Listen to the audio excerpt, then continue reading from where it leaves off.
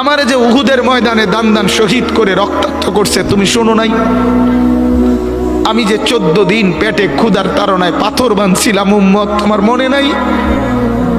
একবারও শোনো নাই আমার ক্ষুধার কষ্ট, আমার পিঠের ব্যথা, আমার দাঁতের ব্যথা, আমার কাঁধে 2টা কড়া ঢুকে গেছে উম্মত।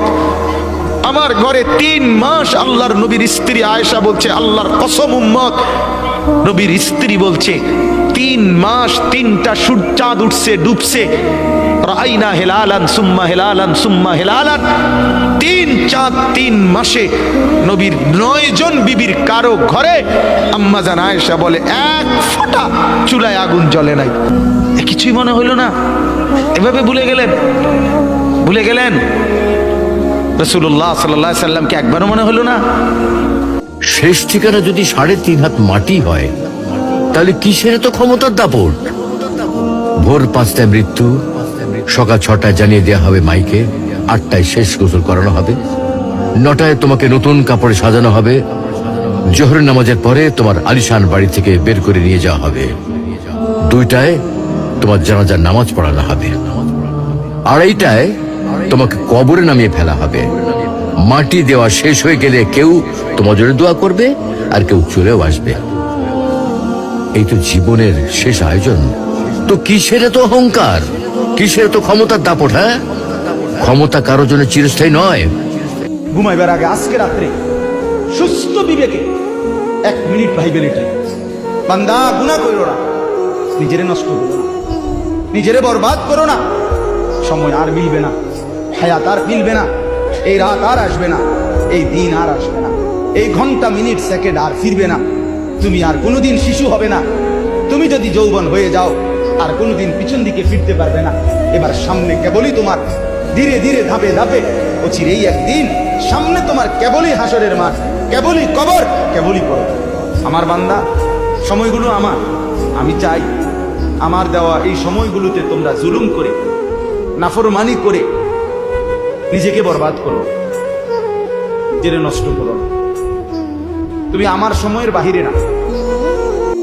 আমাদের নবীজি জিজ্ঞাসা করবে, আল্লাহ হিসাব কিতাব কিভাবে নিবেন? আল্লাহ বলে, সবাইটা যেরকম নিব এরকমই নিব। আমাদের নবীজি বলবে, যদি সবার সামনে আমার উম্মতের হিসাব কিতাব নেন, তাইলে তো আমি তো লজ্জিত হয়ে যাব, কেননা আমার উম্মত তো দুনিয়াতে গুনাহ করছে, আমি তো লজ্জায় পড়ে যাব। আল্লাহ জিজ্ঞাসা করবে, তাইলে কিভাবে নিব? তো নবীজি বলবেন যে আমাকে নিতে দেন, আমি আলাদা ভাবে নেই। আল্লাহ প্রশ্ন করবে, আপনাকে যদি নিতে দেই, আপনিও তো আপনার উম্মতের গুনাহগুলা দেখবেন, তখনও তো আপনার চেহারাটা লজ্জায় ছোট হয়ে যাবে যে তোমরা আমার উম্মত হয়ে এই গুনাহ করলা, তো করলা কি করে, ঠিক না? সত্য তো? আল্লাহ জবাব দিবে, বন্ধু ও আদা, আপনার চেহারা আমি লজ্জিত করব না, বিদায় আপনার উম্মতের হিসাব কিতাব নিব আমি বটে, কারো সামনে না, আপনার সামনেও না, আমি পর্দার ভিতরে নিয়ে নিব, আপনাকেও জানতে দিব না, কাউকে জানতে দিব না।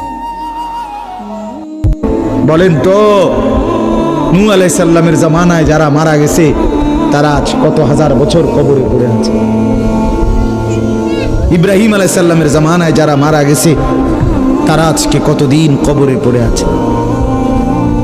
হ্যাঁ, আবু জেহেল আজকে কত বছর কবরে পড়ে আছে?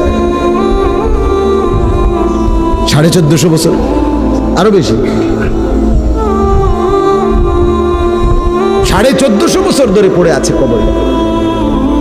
এরপরে তো হাসরের মাঠ, এরপরে তো ফুলসেরা, এরপরে তো জাহান্নাম, আর তো রইছে। তাহলে দুনিয়ায় থাকলি কতদিন, কবরে পড়ে রইলি কতদিন? আপনি বলেন। আবু জেহেল দুনিয়াতে ছিল 800 বছর, কথা কর না? আবু লাহাব দুনিয়াতে জীবিত ছিল 900 বছর, তো কবরে আছে কত বছর? তো